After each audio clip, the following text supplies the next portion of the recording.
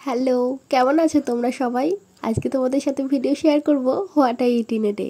What I it in a day বললেও না, ব্রেকফাস্টটা একদম স্কিপ করে গেছি। দুপুরের খাবারটা থেকেই তোমাদের সাথে ভিডিওটা শুরু করছি তাহলে। দুপুরের খাবারে ছিল ভাত, ডিম ভাজা আর আলু পোস্ত।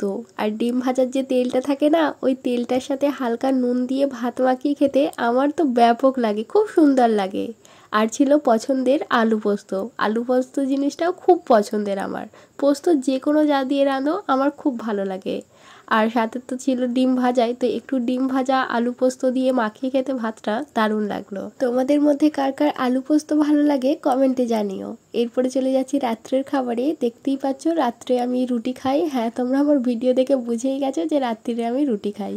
তো আজকে রুটির সাথে ছিল আলুর তরকারি, এটা মা রেঁধেছিল। আর ছিল 1 গ্লাস দুধ, যেটা একদম আমার অপছন্দের, তবে খেতে হয়, পুরোটা না খেলেও একটু তো খেয়েইছিলাম। আলুর তরকারিটাও মা রেঁধেছিল, খুব সুন্দর হয়েছিল।